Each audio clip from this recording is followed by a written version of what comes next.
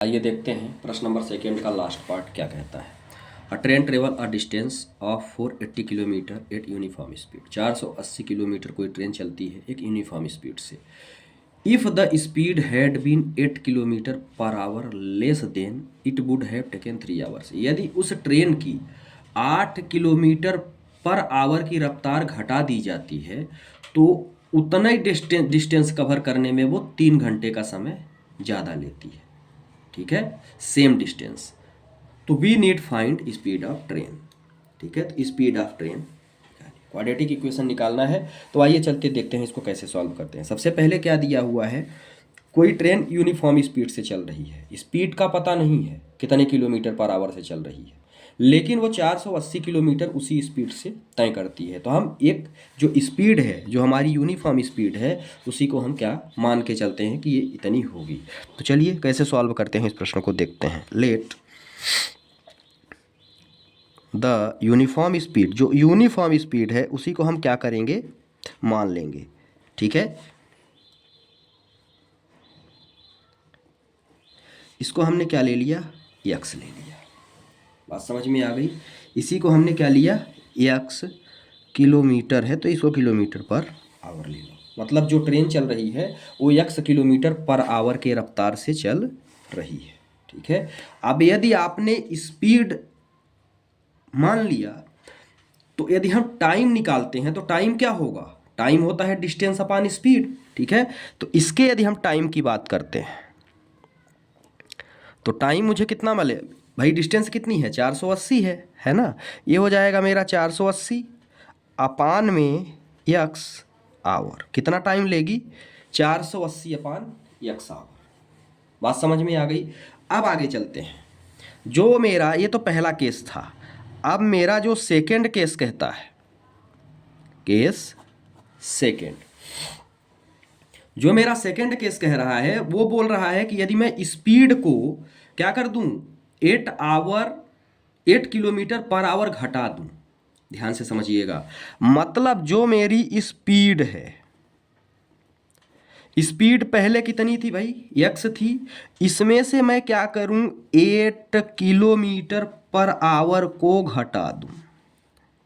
ठीक है, क्या कर दूं, यदि मैं इसमें से 8 किलोमीटर पर आवर को घटा देता हूं तो जो मेरा टाइम है, ध्यान से समझिएगा, जो मेरा टाइम है वो क्या होगा भाई, पहला टाइम तो ये था 480 480 बाई एक्स। तो जो मेरा टाइम है उसमें से 3 घंटे और इंक्रीज हो जाता है, मतलब उसमें 3 घंटे और बढ़ जाता है। इतनी सिचुएशन समझ में आ गई आपके। अब आगे जो होता है कि भाई ये टाइम है, यहाँ कुछ नहीं है तो यहाँ 1 है ना। तो कहने का मतलब ये है कि यदि मैं डिस्टेंस इक्वल टू निकालना चाहूँ तो टाइम इंटू स्पीड हो जाएगा, होगा, है ना। तो क्या होगा, distance is equal two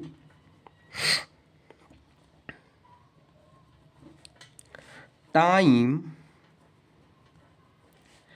into speed, यही होता है फार्मूला। अब इसी पे हमको वैल्यू रख के कैलकुलेशन करनी है। चलिए देखते हैं कैसे करते हैं भाई।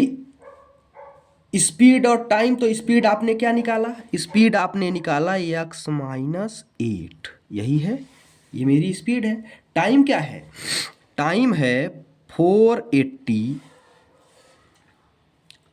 अपान x प्लस 3। और टोटल डिस्टेंस कितनी है, ये है टोटल 480 के बराबर। बात समझ में आ गई। अब बस इसी को सॉल्व कर लेंगे हमारा प्रश्न। यदि इतना आपके समझ में आ गया तो फिर अब आगे कुछ नहीं बचा, सिर्फ कैलकुलेशन बची है। अब चलिए करते हैं भाई, जो बचा है वो तो करना पड़ेगा।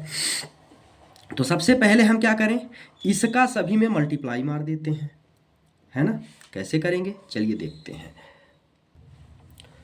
सबसे पहले तो इसका नॉर्मल मल्टीप्लिकेशन करते हैं। कैसे करेंगे भाई, एक्स का इसमें करते हैं तो क्या आएगा, ये आ जाएगा 480 इंटू यक्स अपान यक्स, है ना। फिर यक्स का इधर करते हैं तो ये आ जाएगा 3x आ गया। फिर इसके बाद ये है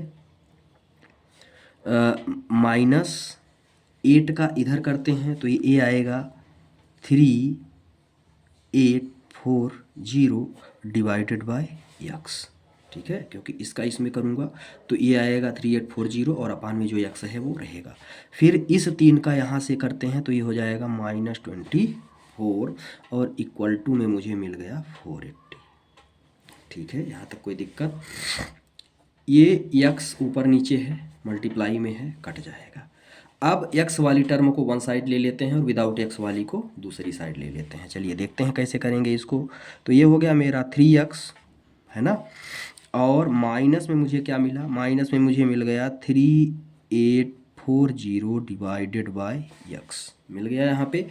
और यदि मैं इधर आता हूँ तो इधर मुझे क्या मिलेगा, इक्वल टू में ये तो मेरा 480 पहले से है, ये हो जाएगा -480 और ये हो जाएगा +24। बात समझ में आ गई। ये माइनस प्लस हैं तो ये दोनों 480 क्या हो गए, आपस में कैंसिल हो जाएंगे। अब यहाँ कुछ नहीं है तो 1 है तो इसका एलसीएम ले लेते हैं। एलसीएम लेंगे तो ये बचेगा 3x²। और यदि मैं माइनस की बात करता हूँ तो यहाँ पे -3840 अपान में टोटल x आ गया, है ना, और यहाँ पे मुझे मिल गया -24। अब आगे आपको क्या करना है, आगे कुछ नहीं करना है, बस यहाँ कुछ नहीं है तो ये माइनस है, ध्यान रखिएगा, यहाँ कुछ नहीं है तो 1 है। अब इसका हम करेंगे तिर्यक मल्टीप्लाई, यहीं सॉल्व कर देते हैं, है ना। इसका हम करेंगे तिर्यक मल्टीप्लाई, तिर्यक मल्टीप्लाई करेंगे तो ध्यान से देखिएगा, ये तो मेरा 3x² है ही, यहीं से हम अब ऊपर चल रहे हैं, है ना।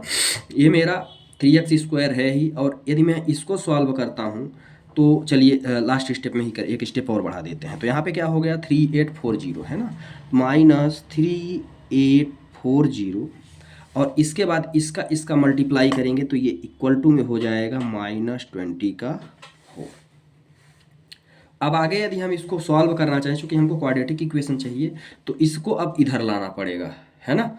जब हम इसको इधर लाएंगे तो ये मेरा हो जाएगा 3x² माइनस का 24 और ये x है ना, चूँकि इसका यदि हम मल्टीप्लाई करेंगे तिर्यक मल्टीप्लाई तो ये 24x हो जाएगा, ठीक है। तो ये हो गया -24 का x -3840 इक्वल टू किसके आ गया, 0 के, ठीक है, ये आ गया मेरा 0 के बराबर। तो यही मेरी क्या हो जाएगी, क्वाड्रेटिक इक्वेशन इस प्रश्न की।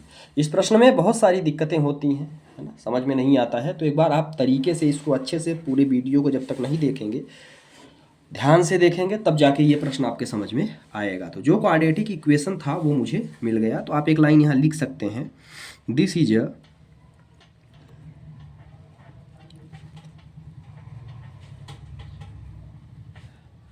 Quadratic equations. तो इस तरह से ये प्रश्न नंबर 2 का लास्ट पार्ट भी हुआ समाप्त। यदि समझ में आया हो चैनल को सब्सक्राइब करें, वीडियो को लाइक करें और ज़्यादा से ज़्यादा शेयर करें। कहीं प्रश्न में कोई दिक्कत हो तो उसको कमेंट बॉक्स में ज़रूर बताएं। थैंक्स।